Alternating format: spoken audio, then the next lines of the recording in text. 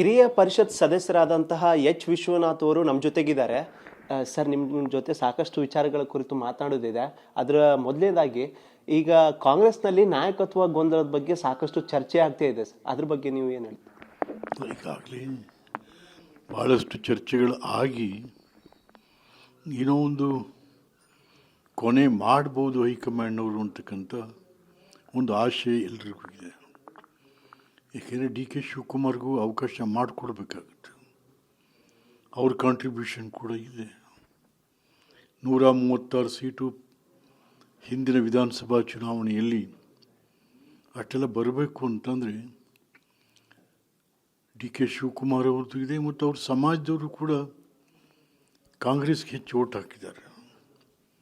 ಹಾಗಾಗಿ ಆಗ್ಬೋದು ಅಂತಕ್ಕಂಥ ಆಶೆ ಎಲ್ಲರಿಗೂ ಇದೆ.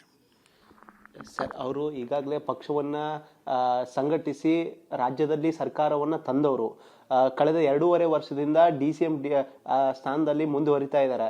ಈಗ ಅಧಿಕಾರ ಹಂಚಿಕೆ ವಿಷಯ ಬಂದಾಗ ನನಗೂ ಅವಕಾಶ ಕೊಡಿ ಅಂತ ಹೈಕಮಾಂಡ್ ಮುಂದೆ ಏನೋ ಪ್ರಸ್ತಾಪ ಇಟ್ಟಂತಿದೆ.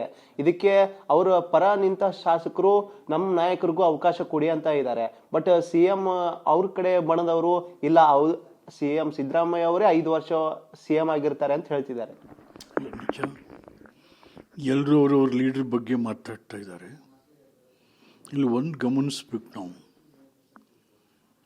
ಒಂದು ಸಾರಿ ಡಿ ಕೆ ಶಿವಕುಮಾರ್ ಅವರು ದಲಿತ ಮುಖ್ಯಮಂತ್ರಿ ಬಗ್ಗೆ ಬಂತು. ಆಗ ಅವ್ರು ಹೇಳಿದ್ರು ಓಪನ್ ಆಗಿ, ಎಸ್, ಮಲ್ಲಿಕಾರ್ಜುನ್ ಖರ್ಗೆ ಅವರು ಚೀಫ್ ಮಿನಿಸ್ಟರ್ ಆದರೆ ನಾನು ದೆಬ್ಬೆ ಅಂತ ಇಲ್ಲ, ಸ್ವಾಗತ ಅಂತ ಅಂದರು.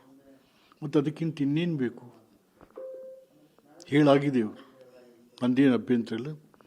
ಆದರೂ ಮಲ್ಲಿಕಾರ್ಜುನ್ ಖರ್ಗೆ ಇವಾಗ ನೀವು ದಲಿತ ಮುಖ್ಯಮಂತ್ರಿ ಅಂದು ಹೇಳಿದಾಗ ಪರಮೇಶ್ವರ್ ಅವರು ಕೂಡ ರೇಸಲ್ಲಿ ಇದ್ದಾರೆ. ಅತ್ತ ಸತೀಶ್ ಜಾರಕಿಹೊಳಿ ಅವರು ಕೂಡ CM ಸ್ಥಾನದ ಆಕಾಂಕ್ಷಿ ಅಂತ ಹೇಳ್ತಾ ಇದ್ದಾರೆ. ಈ ನಡುವೆ ನಾನು ಪಕ್ಷ ಕಟ್ಟಿದ್ದೀನಿ, ರಾಜ್ಯದಲ್ಲಿ ಸರ್ಕಾರ ತಂದಿದ್ದೀನಿ, ನನಗೂ ಅವಕಾಶ ಮಾಡಿಕೊಡಿ ಅಂತ ಕೇಳ್ತಾ ಇರೋದು. ನಿಜ ಅಲ್ಲ, ಎಲ್ಲರೂ ಮಾಡಿದ್ದಾರೆ, ಇಲ್ಲ ಅಂತಿಲ್ಲ. ಡಾಕ್ಟರ್ ಪರಮೇಶ್ವರ್ ಕೂಡ ಭಾಳ ವರ್ಷಗಳ ಕಾಲ ಪ್ರದೇಶ ಕುರುಬರ ಸಂಘದ ಅಧ್ಯಕ್ಷರಾಗಿ ಕೆಲಸ ಮಾಡಿದ್ದಾರೆ. ಮತ್ತು is a very sincere Congress man. ಕೇಳೋದ್ರಲ್ಲಿ ಏನು ತಪ್ಪಿಲ್ಲ. ಅದರಲ್ಲಿ ಕೊಡೋದು ಯಾರು? ಅದನ್ನು high command. The high command has to take decision. ನಿಮ್ಮ ಅಂದರೆ ಈ ನಾಯಕತ್ವ ಗೊಂದಲದ ಬಗ್ಗೆ ನಿಮ್ಮ ಅಭಿಪ್ರಾಯ ಏನು ಅಂತ? ಯಾರ ಅಭಿಪ್ರಾಯನೂ ಇಷ್ಟ. ನನ್ನ ಅಭಿಪ್ರಾಯ ಹೇಳಿದ್ನಲ್ಲ ನಾನು, ಡಿ ಕೆ ಕಾಂಟ್ರಿಬ್ಯೂಷನ್ ಇದೆ, ಕೊಡಿ ಅವ್ರಿಗೂ. ಅದಷ್ಟೇ ಹೊರತು ಅದು ಕೊಡುವಂಥದ್ದು ಅವರು. ಈಗ ಒಂದು 5 ತಿಂಗಳಿಂದ ಅಂದರೆ ಸೆಪ್ಟೆಂಬರ್ನಲ್ಲಿ ರಾಜಣ್ಣ ಅವ್ರು ಭವಿಷ್ಯ ನೋಡಿದ್ರು. ಏನು ಇದು ಏನು ಕ್ರಾಂತಿ ಆಗತ್ತೆ ಅಂತ. ಅದಂತೂ ಸೆಪ್ಟೆಂಬರ್ ಆಯಿತು, ಡಿಸೆಂಬರ್ ಕಳೀತು, ಇವಾಗ ಜನವರಿ. ಸಂಕ್ರಾಂತಿನಲ್ಲಿ ಏನಾದರೂ ಬದಲಾವಣೆ ಆಗುತ್ತಾ ಅಂತ ಕೇಳಿ ಬರ್ತಾ ಇತ್ತು. ಬಟ್ ಆದರೂ ಇದಕ್ಕೆ ಇನ್ನೂ ಸ್ಪಷ್ಟವಾಗಿ ಉದಾಹರಣೆ ಸಿಕ್ಕಿಲ್ಲ.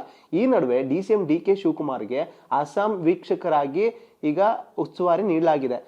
ಅಂದ್ರೆ ಈ ಎಲ್ಲ ಬೆಳವಣಿಗೆಗಳನ್ನು ನೋಡ್ತಾ ಇದ್ರೆ ನಾಯಕತ್ವ ಗೊಂದಲಕ್ಕೆ ಸದ್ಯದ ಮಟ್ಟಿಗೆ ಬ್ರೇಕ್ ಹಾಕಿದೆಯಾ ಅಂತ ಹೈಕಮಾಂಡ್? ಇಲ್ಲ, ಅದನ್ನೇ ನೋಡ್ಕೊಳ್ಳಿ. ಈಗ ಡಿ ಕೆ ಶಿವಕುಮಾರ್ ಎಲ್ಲೆಲ್ಲಿ ಸಮಸ್ಯೆ ಇರುತ್ತೆ ಕಾಂಗ್ರೆಸ್ಗೆ, ಅಲ್ಲಿ ಹೋಗಿ ಕೆಲಸ ಮಾಡ್ತಾರೆ. ಬರೀ ಕರ್ನಾಟಕ ಅಲ್ಲ, ಭಾರತದ ಯಾವುದೇ ಮೂಲೆಯಲ್ಲಿ ಕಾಂಗ್ರೆಸ್ಗೆ ಏನಾದರೂ ಪ್ರಸಂಗ ಬಂದಂಥ ಸಂದರ್ಭದಲ್ಲಿ ಹೋಗಿ ಅದನ್ನು ಸಾಲ್ವ್ ಮಾಡಿ ಬರ್ತಾ ಇದ್ದಾರೆ.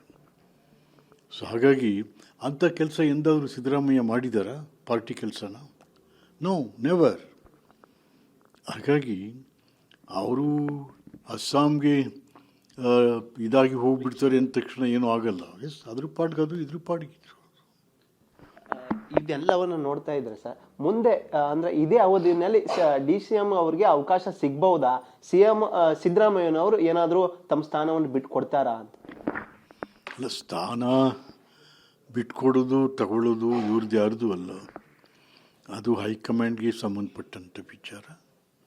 High command will take decision.